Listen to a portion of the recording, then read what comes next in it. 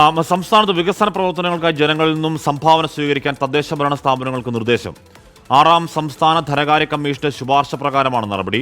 വികസന പ്രവർത്തനങ്ങളുടെ വ്യാപ്തി കൂട്ടാൻ സംഭാവനകൾ ഉറപ്പാക്കാമെന്നാണ് തദ്ദേശ സ്വയംഭരണ വകുപ്പിന്റെ സർക്കുലർ. വിവരങ്ങളുമായി ഉമേഷ് ബാലകൃഷ്ണൻ ചേർന്നു. ഉമേഷ്, മികച്ച തദ്ദേശ സ്ഥാപനങ്ങളെ തിരഞ്ഞെടുക്കുമ്പോൾ ഈ സംഭാവനാ സമാഹാരം കൂടി ഒരു മാനദണ്ഡമാകും എന്നുകൂടി സർക്കുലറിൽ പറയുന്നുണ്ടെന്ന് തോന്നുന്നു.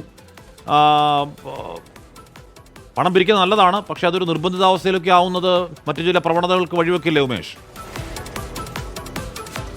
തീർച്ചയായും അത് തന്നെയാണ് ഈ സർക്കുലറിന്റെ ഒരു അപാകത. അതായത് നേരത്തെ തന്നെ 2018 മുതൽ തന്നെ സംസ്ഥാനത്ത് തദ്ദേശ സ്ഥാപനങ്ങൾ നേരിട്ട് CSR ഫണ്ട് അടക്കം സ്വീകരിച്ചുകൊണ്ട് വിവിധ വികസന പരിപാടികൾ നടത്തുന്നുണ്ട്. പ്രത്യേകിച്ച് റോഡ് നിർമ്മാണം, ആശുപത്രികളുടെ ഗുണമേന്മ വർദ്ധിപ്പിക്കൽ തുടങ്ങിയ കാര്യങ്ങളെല്ലാം. പക്ഷേ ഈ സർക്കുലറിൻ്റെ ഒരു പ്രത്യേകത, സർക്കുലറിൽ ഒരു സാമ്പത്തിക വർഷം ആരംഭിക്കുമ്പോൾ തന്നെ വിശദമായ പദ്ധതി രേഖ ഈ സംഭാവനകൾ സ്വീകരിക്കാൻ തയ്യാറാക്കണം, തദ്ദേശ സ്ഥാപനങ്ങൾ തയ്യാറാക്കണം. തുടർന്ന് അതിൻ്റെ പുരോഗതി കൃത്യമായി വിലയിരുത്തണം. ഇത്തരത്തിൽ അതിനുശേഷം ഒരു റിപ്പോർട്ട് ഓരോ സാമ്പത്തിക വർഷം കഴിയുമ്പോൾ ഓരോ തദ്ദേശ സ്ഥാപനങ്ങളും അവരുടെ റിപ്പോർട്ടുകൾ സമർപ്പിക്കേണ്ടതുണ്ട്. ഈ റിപ്പോർട്ടിൽ ഈ എത്രത്തോളം സംഭാവനകൾ സ്വീകരിച്ചു, അതിൽ എത്രത്തോളം നടപ്പാക്കി തുടങ്ങിയ കാര്യങ്ങളെല്ലാം വിശദമാക്കിക്കൊണ്ട് സർക്കാരിന് റിപ്പോർട്ട് കൈമാറുകയും ആ റിപ്പോർട്ട് പരിശോധിച്ചാണ് മികച്ച തദ്ദേശ സ്ഥാപനങ്ങളെ കണ്ടെത്തുന്നതും. അതിലൊരു സൂചികയായി ഈ സംഭാവനകൾ സ്വീകരിക്കുന്നതും അതിൻ്റെ വിനിയോഗവും കണക്കാക്കുമെന്നാണ് ഈ സർക്കുലർ പറയുന്നത്. സ്വാഭാവികമായി ഈ സംഭാവനകൾ സ്വീകരിക്കാൻ നേരത്തെയെല്ലാം സർക്കാരിന് ഒരു തദ്ദേശ സ്ഥാപനങ്ങളെ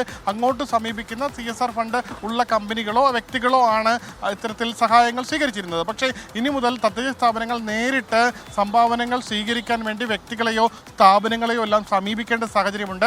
അതിന് കൃത്യമായ പദ്ധതി രേഖയും കൃത്യമായ പ്ലാനിങ്ങും അതിന് പ്രചാരണങ്ങൾ നടത്തണം.